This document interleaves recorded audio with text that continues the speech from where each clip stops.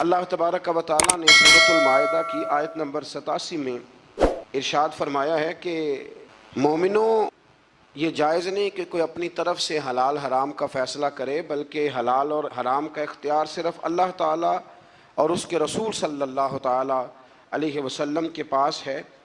تو تم پاکیزہ چیزیں استعمال کرو اور حلال حرام کے فیصلے اللہ پہ چھوڑ دو۔ جس کو اس نے حلال کہا وہ حلال ہے، اور جس کو اللہ رسول حرام کر دے وہ حرام ہے۔ پھر اسی سورت کی آیت نمبر 99 کے اندر اللہ کریم نے یمین کے بارے میں، یمین منعقدہ کے بارے میں، یعنی قسموں کے بارے میں، جو ہم قسمیں اٹھا لیتے ہیں، اس کے بارے میں بیان فرمایا۔ آیت نمبر 99 میں اللہ کریم نے ارشاد فرمایا کہ کچھ لوگ لغو قسم اٹھاتے ہیں، اس پر تو کوئی کفارہ نہیں، یعنی کچھ لوگوں کی نیت نہیں ہوتی۔ یہاں مفسرین نے لکھا ان کی عادت ہوتی ہے، واللہ باللہ تاللہ بات کرتے وقت یہ لفظ کہنا، اس کی نیت قسم اٹھانے کی نہیں ہوتی، تو ان پر کچھ کفارہ نہیں ہے۔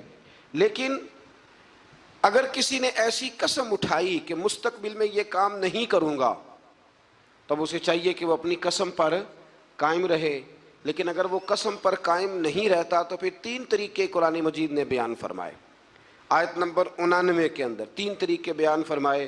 ایک تو یہ بیان فرمایا کہ 10 مسکینوں کو وہ درمیانے وقت کا کھانا کھلائے، اور اگر یہ نہیں کر سکتا تو پھر ان کو درمیانہ لباس پہنا دے قسم کے کفارے کے لیے، اور اگر یہ نہیں کر سکتا تو پھر اس طرح کرے کہ غلام آزاد کرے۔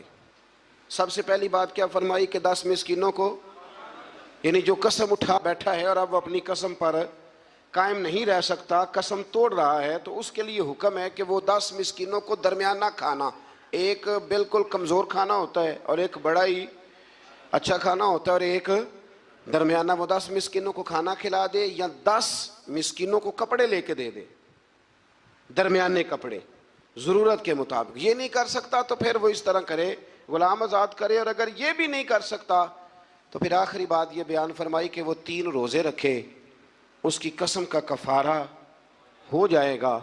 لیکن میرے نبی کریم صلی اللہ تعالیٰ علیہ وسلم کی احادیث سے فقہاء نے ایک مسئلہ بیان کیا ہے کہ اگر کوئی شخص ایسی قسم کھا لے کہ جو قسم ہی جائز نہیں شریعت میں، نہیں کسی نے قسم اٹھا لی کہ آج کے بعد بھائی سے نہیں ملوں گا، تب یہ تو اس نے صلہ رحمی کا رشتہ توڑنے کی قسم اٹھا لی۔ تو میں قسم اٹھاتا ہوں کہ آج کے بعد اپنی بہن سے نہیں ملوں گا، تو یہ قسم ہی سرے سے غلط ہے، تو اب اس کے لیے حکم ہے کہ وہ قسم توڑ دے، لیکن کفارہ بھی ادا کرے۔ پھر اسی سورہ مبارکہ کی آیت نمبر 90 اور 91 میں اللہ تبارک و تعالیٰ نے فرمایا کہ مومنوں، شراب، جوا،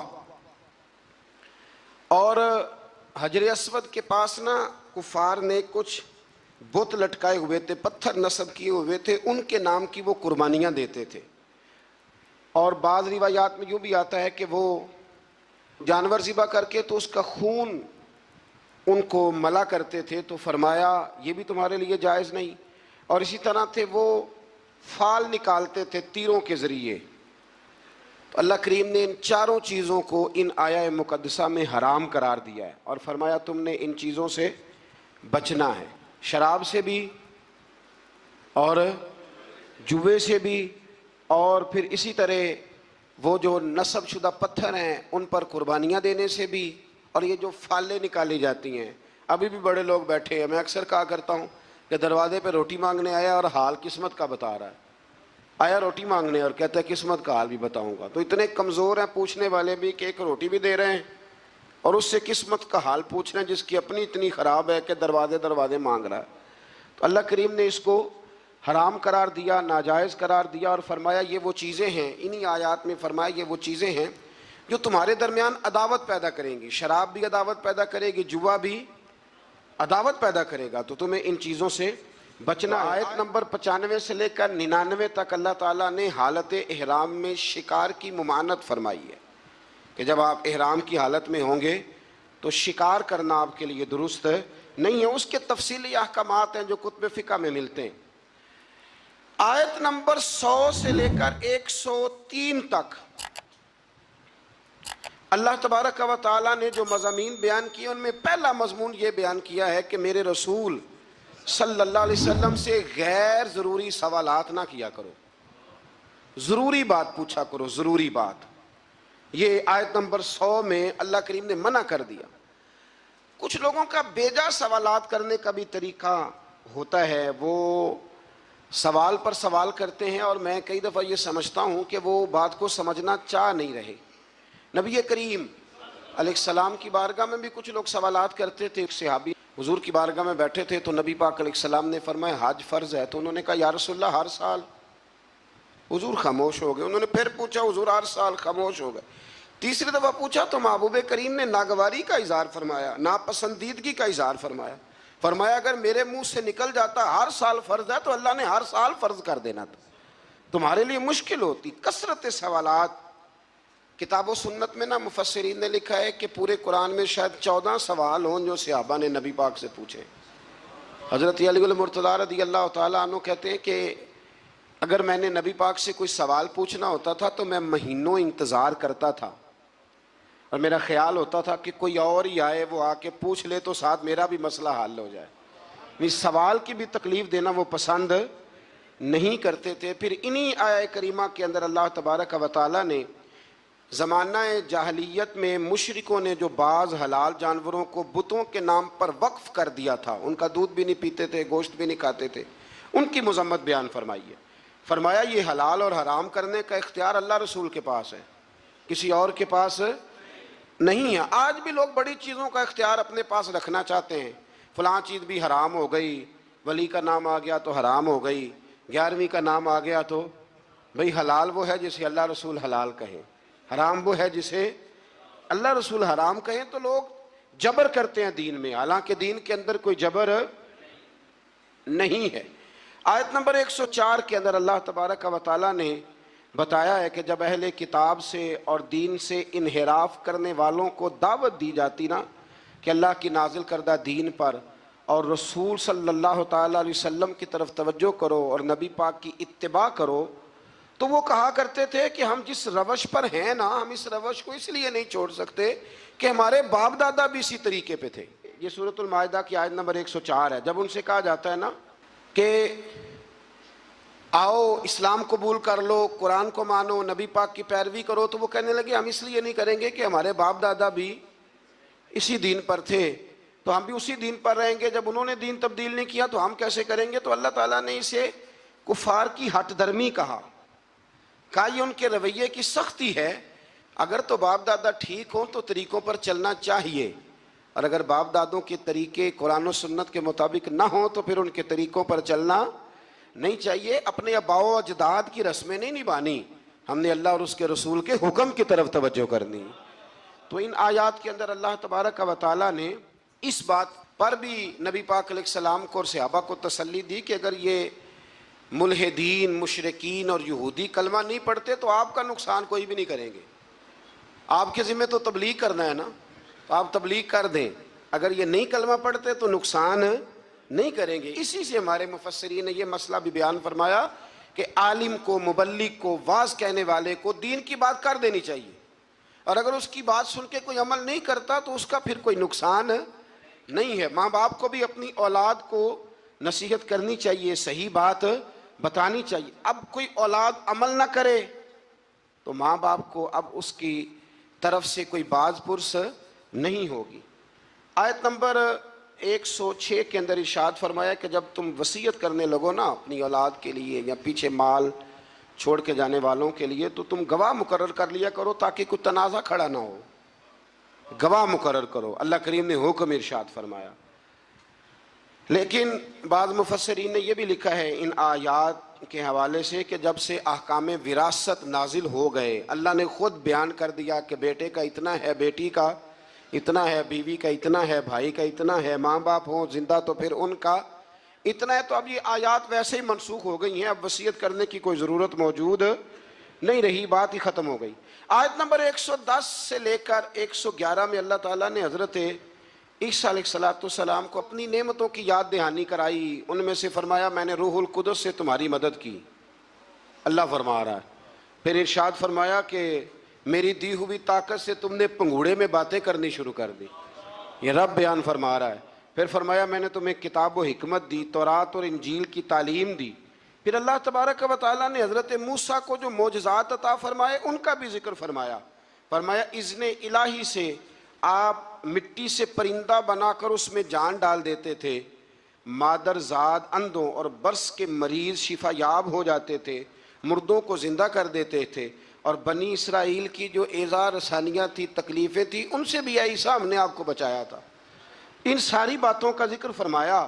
اور پھر آیت نمبر 112 میں اس بات کا بھی ذکر کیا کہ عیسیٰ علیہ السلام کے حواریوں نے ان سے یہ التجا کی تھی کہ اللہ تبارک و تعالیٰ کی بارگاہ میں یہ عرض کریں کہ آسمانوں سے ہمارے لیے تیار کھانا نازل کرے، یعنی کھانا اور وہ بھی تیار، اللہ تیار کھانا ہمارے لیے نازل کرے، اس سے ہم کھائیں گے، ہمیں قلبی اطمینان ہوگا۔ تو عیسیٰ علیہ السلام نے دعا کی کہ اے اللہ، اے ہمارے پروردگار، ہم پر آسمان سے نہ کھانا نازل فرما تاکہ وہ ہمارے اگلوں کے لیے بھی عید کا دن بن جائے اور پچھلوں کے لیے بھی عید کا دن بن جائے۔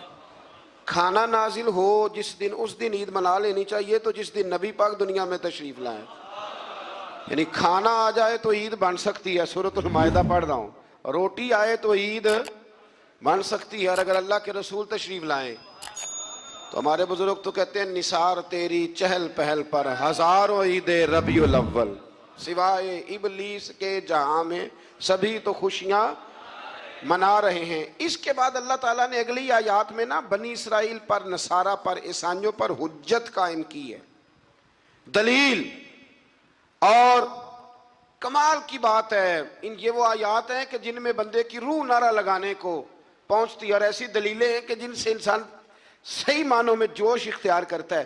اللہ کریم نے نصارہ کو فرمایا کہ اے عیسیٰ، نصارہ کو حجت قائم کرنے کے لیے فرمایا اے عیسیٰ، کہ آپ نے لوگوں کو یہ کہا تھا کہ مجھے اور میری ماں کو اللہ کے سوا خدا بنا لینا؟ اللہ کریم نے حضرت عیسیٰ علیہ السلام سے کہا۔ فرمایا یہ جو کہتے ہیں کہ حضرت عیسیٰ اللہ کے بیٹے ہیں، تو آپ نے کہا تھا؟ تو یقیناً پھر جواب یہی ہے کہ جناب عیسیٰ نے کہا نہیں تھا۔ تو جناب عیسیٰ اگر یہاں کہہ رہے ہیں کہ میں نے نہیں کہا، تو قیامت میں بھی وہ یہی کہیں گے۔ تو پھر جو باطل نظریات والے لوگ ہیں، باطل نظریات والے، اسی طرح کا معاملہ آج کل بزرگوں کے ساتھ ہوتا ہے۔ بزرگوں نے کہا تھا کہ ہمارے جو مزارات ہوں گے ان پہ آ کے تم لکی رانی سرکس لگا لینا، کہا کسی بزرگ نے، وہاں کے میلے ٹھیلے کرنا۔ بلکہ ہمارے ایک بڑے معتبر عالم ہیں، انہوں نے ایک بات سنائی، وہ میرے دل میں بیٹھ گئی۔ کہنے لگے کہ ایک بہت بڑے عالم تھے، تو ان کا شاگرد کسی آستانے پہ مرید تھا، تو وہ جب جانے لگا نا عرس پہ حاضری دینے کے لیے، تو وہ استاد صاحب کہنے لگے بیٹے وہاں غیر شرعی حرکتیں ہوتی ہیں، تم نے کیا جانا ہے بزرگوں کے دربار پہ، تم رہ نہیں دو، نہ جاؤ۔ بچے نے ضد کی کہ نہیں، میرے ابا جی کا بھی پیر خانہ ہے، میرے دادا جی کا بھی، تو میں نے جانا ہے۔ تو استاد صاحب نے نا ایک رکا لکھ کے دیا، فرمانے لگے بیٹے جب وہاں پہنچو نا، بزرگوں کی قبر پہ رکھ دینا، پڑھنا نہیں، اور واپس آنا تو اٹھا کے لانا۔ انہوں نے جواب کہہ دیا ہے۔ وہ نوجوان کہتا ہے کہ میں نا وہ رکا لے کے گیا، ابھی میں رستے میں ہی تھا کہ ایک بابا جی نا بڑے نورانی چہرے والے درخت کے نیچے بیٹھے ہوئے تھے، تو میں تو اپنی مستی میں گزر رہا تھا، تو بزرگوں نے میرا نام لے کے مجھے بلایا، اور میں نے جب ان کی طرف توجہ کی تو میرا نام ہی نہیں، میرے ابا جی کا نام بھی بتا دیا انہوں نے۔ کہتے مجھے کہنے لگے ادھر آ بیٹے، پتر ادھر آ۔ میں قریب گیا تو کہنے لگے وہ رکا لا جو تیرے استاد نے دیا ہے۔ کہتے میں روب اتنا طاری ہوا کہ میں بول ہی کوئی نہ سکا، رکا میں نے بابا جی کو دے دیا۔ کہنے لگے پتر عرس پہ جا، فارغ ہو کے نا واپس جانا تو رکا مجھ سے لے جانا۔ کہتے ہیں میرے پہ اور روب طاری ہوا، عرس کیا دیکھنا تھا، میں تو پریشانی میں ہی رہا۔ واپس آیا تو بابا جی تھے، میں نے وہ رکا لیا، تو جا کے میں نے رکا استاد جی کو دیا۔ جب میرے مفتی صاحب نے وہ رکا پڑھا تو ان پر اتنا سحر طاری ہوا کہ بے ہوش ہی ہو گئے۔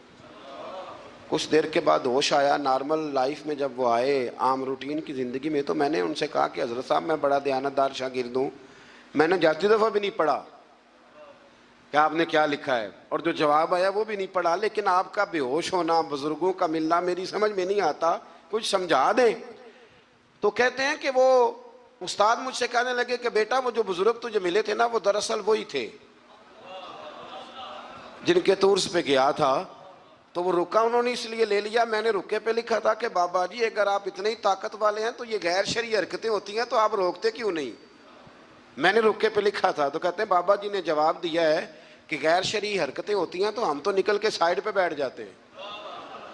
اسی لیے تو لوگ کہتے ہیں دربار پہ گئے تھے تو جو دعا مانگی ہے وہ قبول نہیں ہوئی. بابا تو وہاں تھا ہی نہیں, وہ تو سائڈ پہ ہو گیا, وہ تو تھے ہی نہیں, وہ تو نکل آئے کہ تم ہمیں تنگ کرتے ہو لہذا ہم جا رہے ہیں. فرمایا بزرگ تو مزار چھوڑ کے چلے جاتے ہیں اس لیے کہ وہ اللہ کے رسول کی شریعت کے پورے. اور کہتے ہیں آپ بے ہوش کیوں ہوئے؟ تو کہنے لگے بے ہوش اس لیے ہوا تھا کہ بابا جی کہنے لگے مولانا ہم پہ اعتراض نہ کرو, جب تک ہم زمین کے اوپر تھے منع کرنے کی ڈیوٹی ہماری تھی, اب ہماری ڈیوٹی نہیں, اب تمہاری ڈیوٹی ہے, تم اپنا کام پورا کرو, تم ڈیوٹی ادا کرو. بیٹھ کے وہاں طنز کر رہے ہو کہ یہ کیوں ہو رہا ہے تو وہ کیوں ہو رہا ہے. تو حضرت عیسیٰ علیہ السلام نے کسی کو کہا نہیں کہ تم میری عبادت کرو یا معاذ اللہ میری ماں کو رب مانو. تو قیامت کے دن بھی وہ یہی کہیں گے کہ یا اللہ میں نے انہیں کہا نہیں تھا. تو جب لوگ اپنی طرف سے چیزیں بنانے لگتے ہیں پھر خرابی پیدا ہوتی ہے. تو میرے عزیز دوستو پھر اس سے آگے سورہ انعام شروع ہو جاتی ہے. یہ مکی صورت ہے. اس صورت کے بالکل آغاز میں اللہ تبارک و تعالیٰ نے اپنی قدرت کا بیان فرمایا ہے کہ اس نے آسمان, زمین, ظلمت اور نور کو پیدا کیا. اس نے انسان کو مٹی سے پیدا کیا, پھر اس کے لیے ایک مدت حیات اور قیامت کا وقت مقرر فرمایا. لیکن کافر پھر بھی اپنے رب کے ساتھ شریک ٹھہراتے ہیں اور اس کی قدرت کے بارے میں شک میں مبتلا ہوتے ہیں, حالانکہ وہ ظاہر اور باطن اور انسان کے ہر عمل کو جاننے والا ہے. منکروں کا ایک شعار ہے, یہ طریقہ ہے کہ اللہ کی قدرت کی نشانیاں آنے کے باوجود بھی اس پہ غور نہیں کرتے, توجہ نہیں کرتے. اللہ تعالیٰ فرماتا ہے تم سے پہلے بھی کئی قوموں کو ہم نے زمین میں اقتدار دیا تھا, ان پر موسلا دار بارشیں برسائی تھی, ان کے لیے باغات کے نیچے نہریں جاری کی تھی, لیکن جب انہوں نے گناہ بہت زیادہ کیے تو پھر ان گناہوں کی سزا کے طور پر ہم نے انہیں ہلاک کر دیا. ساری نعمتوں سے نوازا لیکن جب وہ باز نہ آئے تو پھر ان کی سزا بنتی تھی.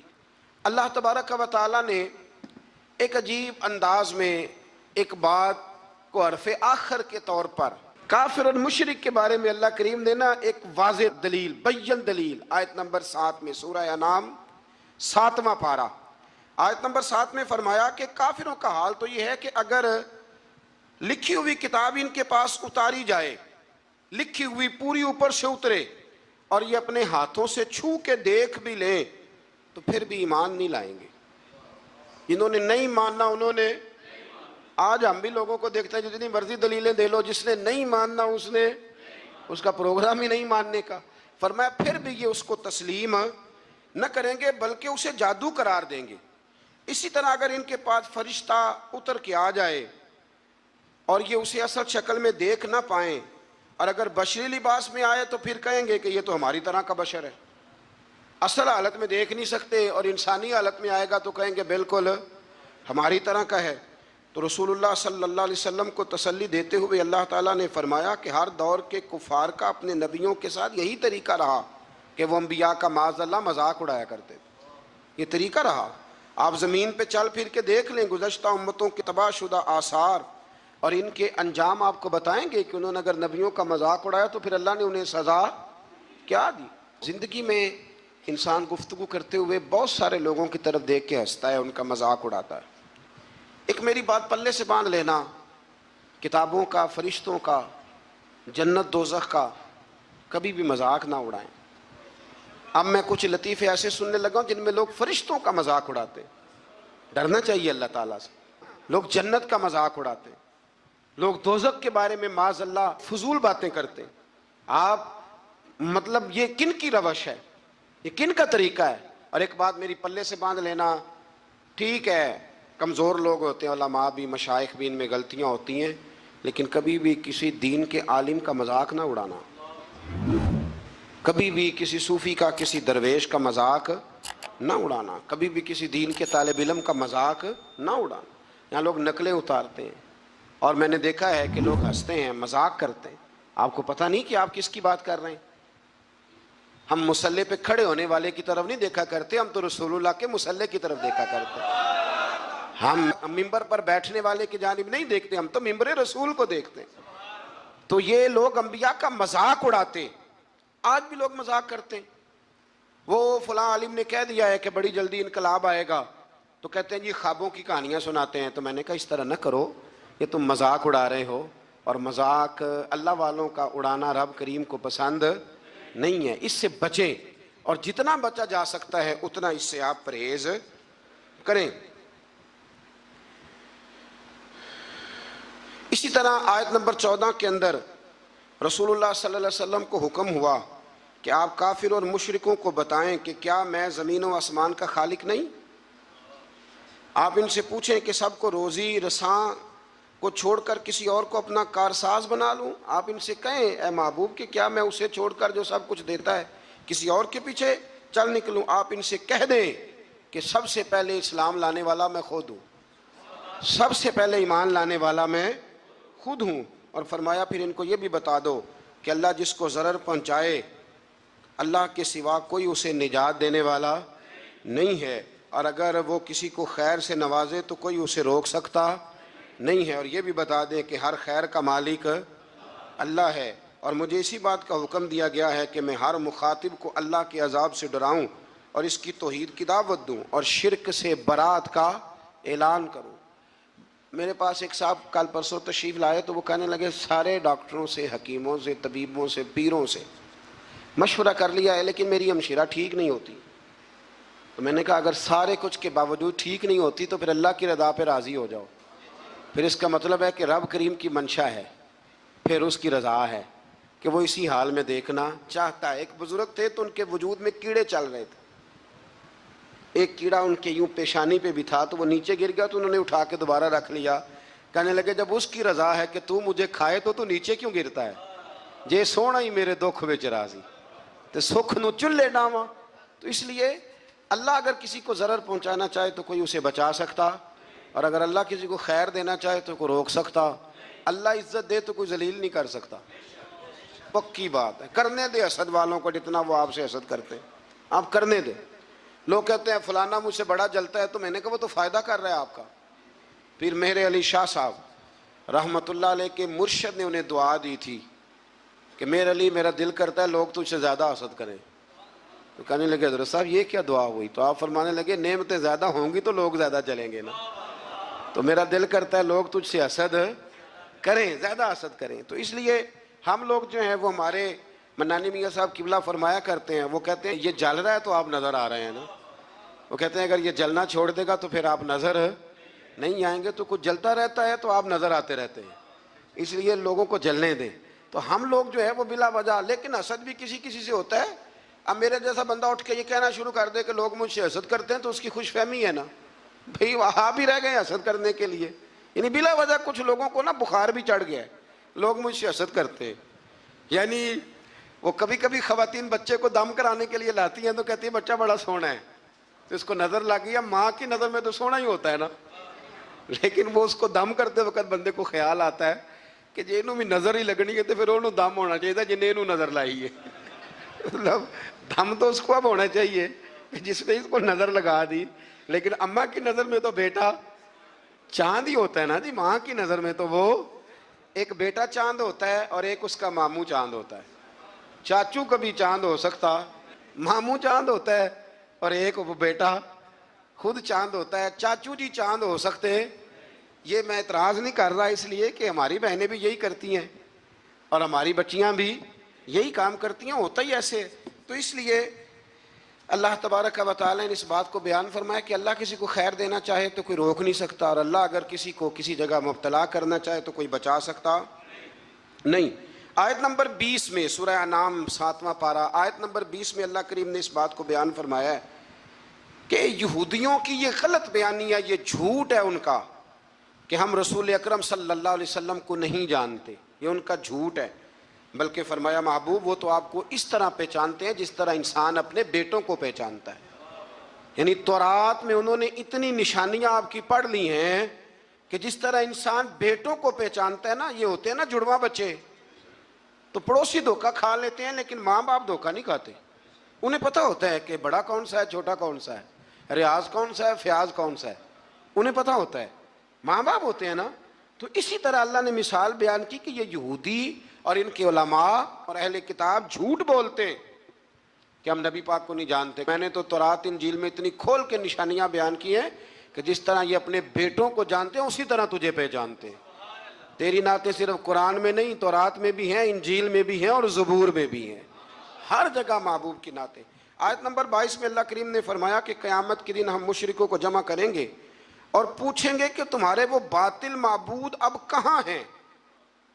تو پھر وہ اپنے ماضی کو جھٹلائیں گے، پھر وہ اس کو غلط قرار دیں گے۔ آیت نمبر 25 میں اللہ تعالیٰ فرماتا ہے منکرین آپ کی بات کو توجہ سے سنتے ہیں لیکن ان کی بدعمالیوں کے سبب ان کے دلوں پر پردے پڑے ہوئے ہیں اور ان کے کانوں میں بندش ہے۔ اس کا مطلب یہ ہے کہ وہ سنتے تو ہیں لیکن یہ سننا ان کے لیے نفع بخش نہیں ہوتا، وہ ہٹ دھرمی سے حق کو رد کر جاتے ہیں۔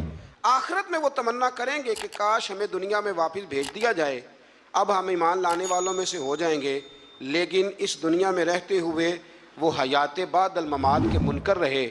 یہاں رہ کے کہتے تھے کہ اٹھنا نہیں، اور وہاں جا کے کہتے ہیں ایک دفعہ بھیج، ایک دفعہ دوبارہ بھیج۔ وہ ایک دانشور نے کالم لکھا تھا، اس نے کہا تھا کہ ایک بابا جی 2-3 نوجوانوں کے بیچ کھڑے تھے تو ایک نوجوان کو دفن کیا جا رہا تھا، تو بابا جی ان جوانوں سے پوچھنے لگے کہ بیٹا اس کی کیا خواہش ہوگی، اب یہ کیا سوچتا ہوگا جو قبر میں جا رہا ہے؟ تو وہ نوجوان کہنے لگے بابا یہ سوچتا ہوگا کہ اگر مجھے زندگی مل جائے تو مسجد میں ہی رہوں گا، غریبوں کی مدد کروں گا، ماں باپ کا حکم مانوں گا، 5 نمازیں پڑھوں گا، روزانہ قرآن پاک پڑھوں گا، درود پاک پڑھوں گا، یہی تو اس کی نیت ہوگی اور کیا ہو سکتی ہے؟ تو بزرگ کہنے لگے بیٹے اسے تو اب موقع نہیں مل سکتا پر تمہیں تو ملا ہوا ہے نا، اسے تو نہیں مل سکتا تو تمہارے پاس تو ہے نا، تو مہربانی کرو تم یہ کام کرنے شروع کر دو جو تمہارے خیال میں یہ اب سوچ رہا ہے۔ اسی طرح سے آیت نمبر 31 میں اللہ تبارک و تعالیٰ نے اس بات کا بھی ذکر فرمایا ہے کہ اللہ تعالیٰ نے فرمایا کہ انہوں نے اللہ کے حضور پیش ہونے کی حقیقت کو جھٹلایا اور وہ اپنی بدعمالیوں کا بوجھ اپنی پیٹھوں پر اٹھائے ہوئے ہیں، اور جب اچانک قیامت آ پہنچے گی تو کہیں گے ہائے افسوس ہم نے بہت کوتاہی کی۔ اسی طرح جب اچانک موت آئے گی تو پھر بھی لوگ کہیں گے ہائے ہم نے بڑی کوتاہی کی۔ رسول اللہ صلی اللہ علیہ وسلم کو تسلی دیتے ہوئے اللہ تعالیٰ نے فرمایا آپ غمگین نہ ہو، یہ آپ کو نہیں جھٹلا رہے بلکہ یہ اللہ کی آیتوں کا انکار کر رہے ہیں، حبیب تیرا نہیں انکار کر رہے، میری باتوں کا انکار کر رہے ہیں معاذ اللہ۔ اور آپ سے پہلے بھی رسولوں کو جھٹلایا گیا، انہوں نے صبر کیا، اگر اللہ تعالیٰ چاہتا تو سب کو جبراً بھی ہدایت پر جمع فرما دیتا، لیکن بندے کو اختیار دے کر آزمایا ہے اور جزا اور سزا کا نظام قائم کیا ہے، یہی اللہ کی حکمت ہے۔ اگر وہ چاہتا تو جبراً بھی سب کو ہدایت مل سکتی تھی، دے سکتا تھا، لیکن اس نے لوگوں کو آزمایا ہے۔ آیت نمبر 38 میں اللہ تبارک و تعالیٰ نے ارشاد فرمایا کہ زمین پر چلنے والے حیوان اور فضاؤں میں اڑنے والے پرندے تمہاری طرح مخلوق ہیں، جب قیامت آئے گی اور اللہ کا عذاب نگاہوں کے سامنے ہوگا پھر یہ مشرک بھی ایک ہی رب کو پکاریں گے۔ اور آیت نمبر 44 میں فرمایا قوموں کی طبیعت اور گمراہی سے ہدایت پر گامزن کرنے کے طریقے اور ہدایت کو بھول جانے اور بطور آزمائش ان کے رزق میں فراوانی اور ان کی نعمتوں پر اترانے اور اچانک پکڑے جانے کا ذکر کر کے فرمایا بھول نہ جانا اگر میں نعمتیں دے کے کھلی چھٹی دیتا ہوں نا تو جب پکڑتا ہوں تو اچانک پکڑ بھی لیا کرتا ہوں، پکڑ لیتا ہوں۔ بڑے بڑے مالدار پکڑے گئے کہ نہیں پکڑے گئے؟ بڑے بڑے رئیس جو اٹھتے تھے تو ساری دنیا کھڑی ہو جاتی تھی، پھر ختم ہو گئے نا معاملہ۔ اللہ تبارک و تعالیٰ نے ان ساری باتوں کا یہاں ذکر فرمایا۔ آیت نمبر 46 اور 50 اور پھر 50 سے آگے ہوا یہ کہ نبی کریم علیہ السلام کی بارگاہ میں نا قریش مکہ آئے اور کہنے لگے کہ یا رسول اللہ صلی اللہ علیہ وسلم دل بڑا کرتا ہے کہ ہم بھی آپ کے پاس بیٹھیں اور آپ سے دین کی باتیں سنیں، لیکن جو آپ کے پاس غریب لوگ بیٹھے ہوتے ہیں نا، بلال حبشی، عمار بن یاسر، خبیب، یہ ماڑے ماڑے لوگ، ان کا معیار نہیں ہمارے معیار کے ساتھ، تو آپ اس طرح کریں ہمیں کوئی تھوڑا الگ سے وقت دیں۔ یہ آپ کو آیت نمبر 52 میں تفصیل ملے گی، سورہ انعام آپ پڑھیں گے نا تو یہ تفصیل ملے گی۔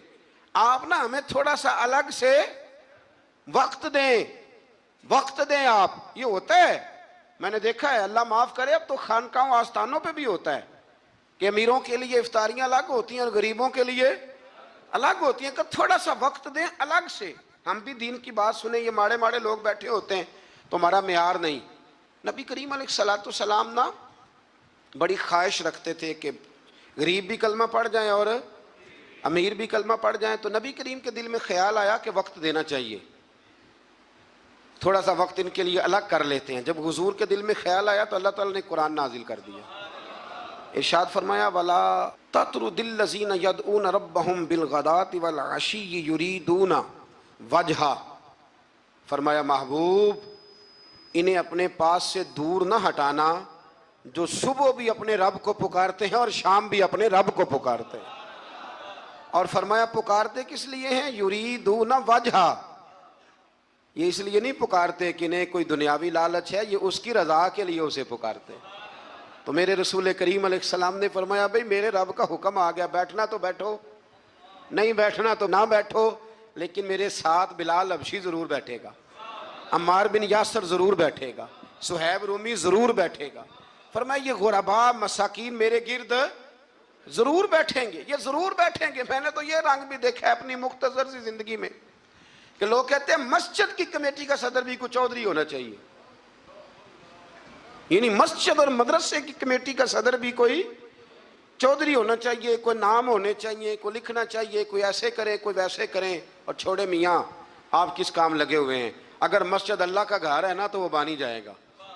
آپ چھوڑیں آپ کن چکروں میں پڑے ہوئے ہیں، آپ یہ دیکھیں کہ مسجد میں جھاڑو صحیح کر کے کون دیتا ہے، توجہ صحیح کر کے کون کرتا ہے۔ اللہ ہمیں سمجھنے کی توفیق عطا فرمائے۔ پھر آگے آیت نمبر 59 میں اللہ کریم نے فرمایا کہ غیب کی کنجیاں اسی کے پاس ہیں اور اس کے سوا اس کا کوئی جاننے والا نہیں ہے، اور خشکی اور سمندر میں اور وہ درخت سے گرنے والے ہر پتے کو بھی جانتا ہے اور زمین کی تاریکیوں میں ہر دانے کو بھی جانتا ہے۔ تار اور خشک ہر چیز لوح محفوظ پہ اس نے لکھ دی ہے۔ اور آیت نمبر 60 میں فرمایا نیند اور بیداری کے تسلسل کے جاری رہنے اور میعاد مقرر پر مرنے اور اللہ کی طرف لوٹنے کے بیان کو یہاں بیان کر کے بھی اللہ نے اپنی قدرت کی علامات کو بیان فرمایا۔ اب یہاں کچھ لوگ فٹافٹ مانا کر دیتے ہیں کہ دیکھو جی اللہ نے خود ہی کہہ دیا نا کوئی غیب نہیں جانتا۔ تو میں پیچھے آپ کو بتایا ہوں نا کل کہ اللہ کریم فرماتے ہیں کہ سورہ آل عمران کے اندر کہ میں عام لوگوں کو غیب پر اطلاع نہیں دیتا لیکن اپنے رسولوں میں سے جس کو چن لیتا ہوں۔ یہاں فرمایا کہ کوئی نہیں جانتا تو اس کا معنی یہ ہے کہ از خود کوئی نہیں جانتا، لیکن اگر اللہ بتا دے تو پھر کوئی جاننے والا جان لیتا ہے۔ آیت نمبر 61 میں فرمایا کہ اللہ تعالیٰ اپنے بندوں پر غالب ہے اور ان پر نگرانی کرنے والے فرشتے بھیجتا ہے، اور جب کسی کی موت کا وقت آ جائے تو فرشتے کسی کوتاہی کے بغیر اس کی روح قبض کر لیتے ہیں۔ وقت آ جائے تو فرشتے کسی کا انتظار، ہم البتہ فرشتے کے آنے کا انتظار کرتے رہتے ہیں، لیکن فرشتہ انتظار نہیں کرتا، جب آتا ہے تو پھر لے کے جاتا ہے۔ آیت نمبر 68 میں گمراہ کن عقائد کے حامل لوگوں کی صحبت سے بچنے کا حکم ہے کہ جن کے عقیدے برے ہوں ان کے پاس نہ بیٹھو، ان کے قریب نہ جاؤ۔ حضرت عبداللہ ابن عمر رضی اللہ تعالیٰ عنہ کو بتایا گیا تھا کہ یہ شخص جو ہے یہ تقدیر کا صرف منکر ہے، خیر شر والی تقدیر کا یہ منکر ہے، باقی ساری چیزوں کو مانتا ہے۔ تو جناب عبداللہ ابن عمر نے فرمایا یہ تو سلام لینے کے قابل بھی نہیں۔ ہم اس شخص کے ساتھ اٹھے بیٹھیں گے جو دین کی ہر بات کو مانے، ہر جز کو مانے، جو مصطفیٰ کریم علیہ السلام کی ذات کو بھی مانے اور میرے نبی کی شان کو بھی مانے، حضور کی صفات کو بھی مانے۔ ایسے تھوڑی بات ہے کہ وہ چند باتوں کا ذکر کرے اور باقی سب چیزوں کو وہ چھوڑ جائے۔ آیت نمبر 74 سے لے کر 81 تک اللہ تعالیٰ نے حضرت ابراہیم علیہ السلام کا ذکر فرمایا ہے۔ بڑے پیارے ہیں یہ نبی اللہ کو، حضرت ابراہیم کا ذکر فرمایا، اور اللہ نے فرمایا ابراہیم کو یقین کامل عطا کرنے کے لیے ہم نے انہیں آسمانوں اور زمینوں کی بادشاہی دکھائی، یعنی کائنات کے نظام کے اسرار اور حکمتیں بتائیں، اور حضرت ابراہیم نے مظاہر پرست قوموں کو حکمت کے ساتھ اصلاح کرنے اور مظاہر کائنات کے فانی ہونے اور اللہ کی توحید کے دلائل سے ثابت کرنے کے لیے پھر یہ طریقہ اختیار کیا کہ رات کی تاریکی چھا گئی تو انہوں نے ایک روشن ستارے کو دیکھا اور دیکھ کے فرمانے لگے یہ میرا رب ہے۔ پھر جب وہ ڈوب گیا تو فرمانے لگے میں ڈوبنے والوں کو پسند نہیں کرتا۔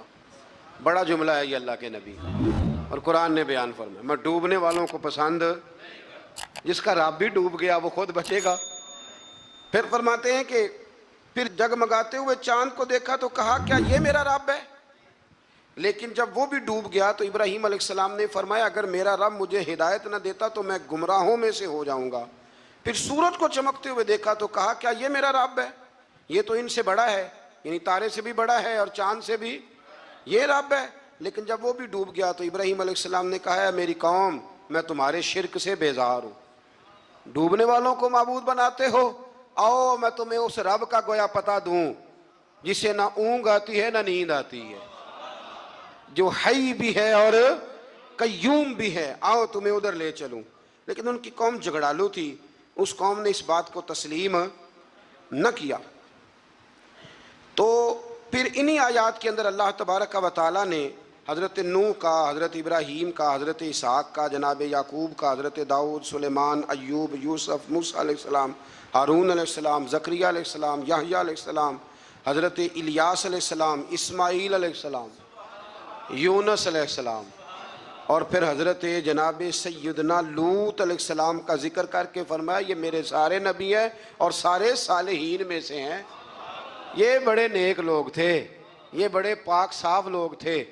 ان نبیوں کے نام آئے ہیں قرآن پاک میں تو ان کا نام لینا بھی عبادت ہے، لیکن یہ صالح لوگ، تو اس کا مطلب ہے صالح لوگوں کا ذکر کرنا یہ رب کریم کا طریقہ ہے۔ اللہ تبارک و تعالیٰ نے آیت نمبر 91 میں ایک بات کی ہے جو بڑی سمجھنے والی ہے اور یاد کرنے والی ہے، رٹا لگا کے رٹ لینے والی ہے۔ اللہ تبارک و تعالیٰ نے اپنے بندوں کے ساتھ ایک بات کی اور فرمایا وما قدر اللہ حق کا قدر ہی، فرمایا لوگوں نے اللہ کی قدر نہیں کی جیسے کرنی چاہیے تھی، لوگوں نے اللہ کی قدر نہیں کی جیسے کرنی چاہیے تھی۔ یا اللہ کیا قدر نہیں کی؟ فرمایا وہ کہتے ہیں کہ اللہ نے کسی بشر پر کچھ نازل ہی نہیں کیا، یہ یہودی کہتے ہیں اللہ نے کچھ نازل ہی نہیں کیا، کچھ بھی نہیں آیا۔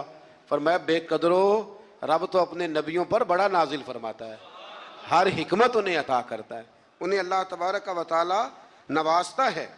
اے رسول آپ کہیے جس کتاب کو موسیٰ لے کے آئے جو لوگوں کے لیے نور اور ہدایت ہے اسے کس نے نازل کیا؟ اللہ تعالیٰ فرماتا ہے اے مخاطب، اے میرے سننے والے، کاش تو وہ منظر دیکھے جب یہ ظالم موت کی سختیوں میں مبتلا ہوں گے، وہ منظر لوگ دیکھیں جب ان کو موت آئے گی جو اللہ کی قدر نہیں کرتے، اور فرشتے ان کی طرف ہاتھ پھیلائے ہوں گے اور کہیں گے نکالو اپنی جانوں کو، آج تمہیں ذلت کے عذاب کی سزا دی جائے گی۔ آیت نمبر 94 میں فرمایا تمہارے جھوٹے خدا جن کو تم اللہ کے ساتھ شریک بناتے ہو آج تمہاری سفارش کے لیے موجود نہیں ہیں، اور تم ہمارے پاس اکیلے ہی آئے ہو جیسا کہ ہم نے تمہیں پہلی مرتبہ پیدا کیا تھا، اور تم سب کچھ دنیا میں چھوڑ کے آئے ہو اور سارے رشتے ٹوٹ گئے اور توقعات ختم ہو گئی۔ جھوٹوں کے جھوٹے پیچھے نہیں جائیں گے، لیکن سچے رسول کے ماننے والوں کے سچے رسول قیامت میں بھی سفارش کریں گے۔ آیت نمبر 95 میں اللہ کریم نے فرمایا بے شک اللہ تعالیٰ دانے اور گٹھلی کو پھاڑنے والا ہے، وہ زندہ کو مردے سے نکالتا ہے اور مردوں کو زندے سے۔ انڈا زندہ ہوتا ہے کہ مردہ؟ اس میں سے نکلتا کیا ہے؟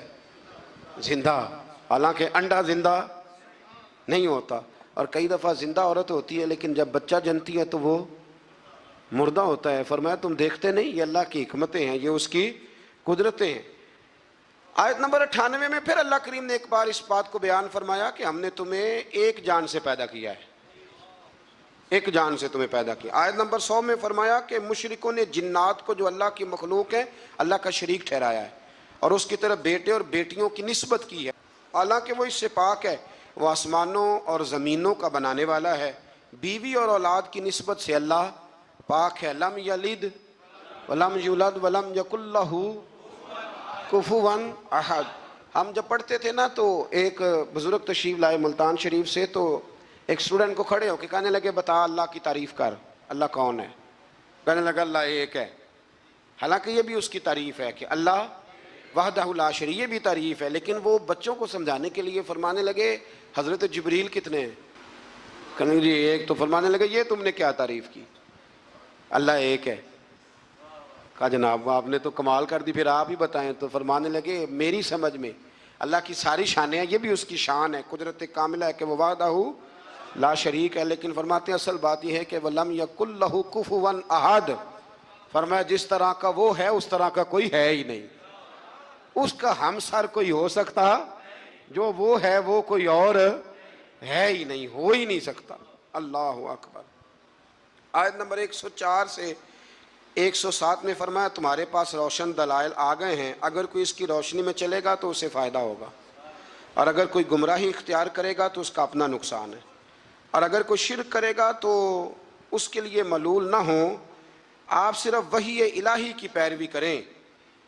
آخر میں آیت نمبر 108 اور پارہ بھی تقریباً ختم ہونے کو، آیت نمبر 108 میں نے ایک قانون اللہ تعالیٰ نے بیان فرمایا ہے، وہ بڑا سمجھنے والا ہے۔ میں مبلغین کو، واعظین کو اور جو طالب علم بچے ہیں ان سب کی بھی توجہ کراؤں گا کہ وہ اس بات پر ضرور غور کریں کہ اللہ تبارک و تعالیٰ نے جہاں ہمیں کیا نصیحت فرمائی ہے، بڑی قیمتی بات ہے، اس کو ضرور سنیے گا۔ ارشاد فرمایا جا رہا ہے کہ تم نہ ان لوگوں کو برا نہ کہو جن کو مشرک اللہ کے علاوہ پوجتے ہیں۔ کریم نے فرمایا جب تم ان کے بتوں کو برا کہو گے تو ایسا نہ ہو کہ وہ زیادتی اور ظلم کی وجہ سے معاذ اللہ رب کریم کے بارے میں کوئی بے ادبی کر دے۔ ان کے جھوٹے خداؤں کو تم برا کہو گے تو ہو سکتا ہے وہ تمہارے سچے کو برا کہیں۔ تو فرمایا تم اس طرح کرو کہ تم تبلیغ ضرور کرو، بات ضرور کرو، لیکن ان کو برا نہ کہو۔ آج رویہ یہ بن گیا ہے، گالی کی زبان اس لیے عام ہوئی ہے کہ لوگ جب کسی کے بزرگ کے بارے میں کوئی ایسا لفظ کہتے ہیں تو پھر بھی وہ جواب میں خاموش نہیں رہتا۔ اس لیے ہم کہتے ہیں کہ اسٹیج پر سنجیدہ بات ہونی چاہیے، آپ اپنی رائے جب پیش کریں تو دلائل کے ساتھ پیش کریں۔